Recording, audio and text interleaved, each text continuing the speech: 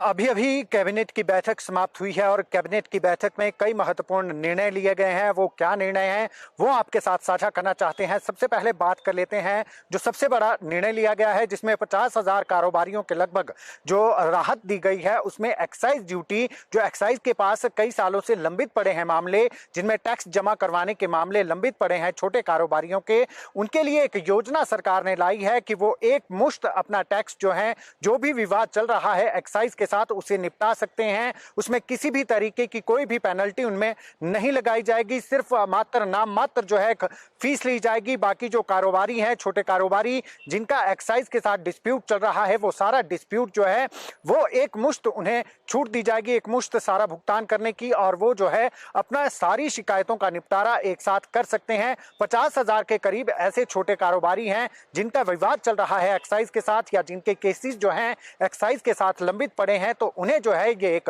बड़ी छूट दी गई है छोटे कारोबारियों की, कि वो अपने डिस्प्यूट एक मुश्त जो है निपटा सकते हैं। एक मुश्त अपने सारी जो उनका लायबिलिटी है उसे जो है वो एक मुश्त उसका भुगतान कर सकते हैं। उसमें ना कोई पेनल्टी लगेगी, ना कोई टैक्स लगेगा। यानी कि एक बहुत बड़ी राहत जो है छोटे कारोबारियों को दी है सरकार ने।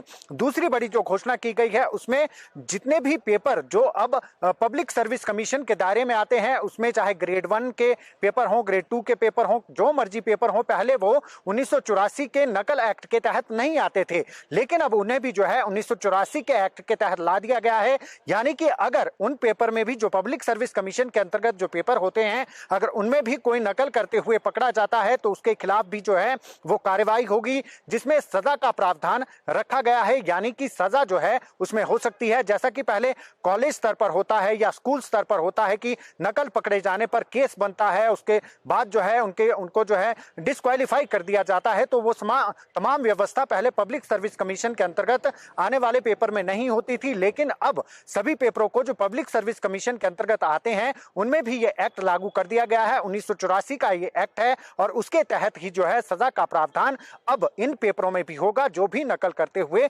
पकड़ा जाएगा। यानी कि पारदर्शिता की जो बात सुखविंदर सिंह सुक्खू सरकार कहती आई है, वो पारदर्शिता लाने के लिए पब्लिक सर्विस कमीशन के अंतर्गत जो टेस्ट होते हैं, जो पेपर होते हैं, उसमें भी अगर कोई नकल करता हुआ पकड़ा जाएगा तो उसके खिलाफ भी वही कार्रवाई होगी जो 1984 के एक्ट के तहत जिसका प्रावधान किया गया है। यानी कि नकल पर शिकंजा कसने के लिए एक और कड़ा फैसला जो है वो सुखविंदर सिंह सुक्खू सरकार ने लिया है।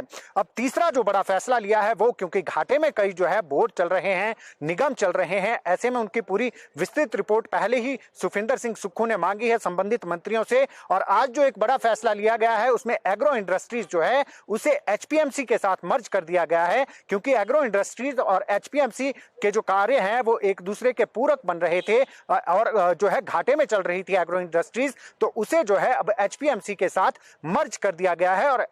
और जो है जितने भी संबंधित जो बोर्ड और निगम है, जितने भी बोर्ड और निगम है और जो उनसे संबंधित जो मंत्री है, उनसे रिपोर्ट मांगी गई है कि जो भी ऐसे बोर्ड हैं, ऐसे निगम हैं जो घाटे में चल रहे हैं, उन्हें किस तरीके से मर्ज किया जा सकता है। तो इस दिशा में सुखविंदर सिंह सुक्खू सरकार ने आज से जो है वो शुरुआत कर दी है, बोर्ड्स को एक दूसरे के साथ मर्ज करने की, कॉर्पोरेशन को एक दूसरे के साथ मर्ज करने की, और एग्रो इंडस्ट्रीज को जो है वो आज मर्ज कर दिया गया है एचपीएमसी के साथ।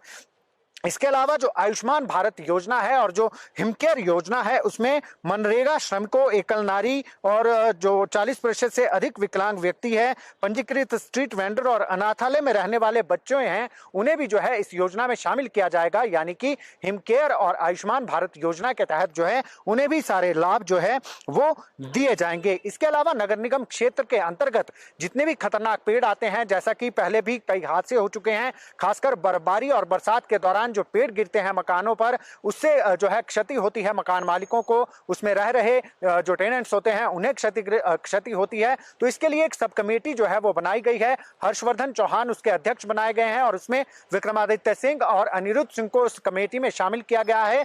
यह कमेटी तमाम रिपोर्ट्स लेगी, जितने भी खतरनाक पेड़ होंगे, जो भी नगर निगम क्षेत्र की परिधि में आते होंगे, उनके जो कौन से पेड़ ऐसे हैं जिससे नुकसान हो सकता है, उसको काटने की परमिशन इस सब कमेटी के पास जाएगी। सारी रिपोर्ट जो है इस सब कमेटी के पास जाएगी और यहीं से सैंक्शन होगा। जो भी खतरनाक जो पेड़ होंगे उन्हें जो है काटना है या नहीं काटना है, वो सारा फैसला जो है अब इस सब कमेटी के अंतर्गत लिया जाएगा। इसके अलावा आशा कार्यकर्ताओं, मिड डे मील और मनरेगा कर्मचारियों को मेडिकल इंश्योरेंस के अंतर्गत लाने का भी जो है वो निर्णय लिया गया है। इससे जो है 42,712 के करीब जो है परिवार वो लाभान्वित होंगे। इसके अलावा आयुर्वेदिक विभाग है, अन्य विभाग हैं, उनमें जो है पोस्टें भरने का फैसला लिया गया है। और एक बड़ा जो फैसला लिया गया है, क्योंकि 31 मार्च को जो हेलीकॉप्टर किराए पर सरकार ने लिया है उसका जो है करार समाप्त हो रहा है, तो अब जो है सैद्धांतिक मजदूरी ये दे दी गई है कि हेलीकॉप्टर नया खरीदना है, लीज पर लेना है, उसकी जो कोटेशन होगी, छोटा हेलीकॉप्टर लेना है या बड़ा हेलीकॉप्टर लेना है, जो भी सरकार को फिजिबल लगेगा उस हिसाब से जो है वो हेलीकॉप्टर की खरीद की जाएगी। तो ये कुछ इंपॉर्टेंट फैसले थे जो हिमाचल प्रदेश की कैबिनेट बैठक में आज लिए गए हैं। दैनिक सवेरा टीवी के लिए कैमरामैन सुशांत के साथ शिमला से गजेंद्र शर्मा।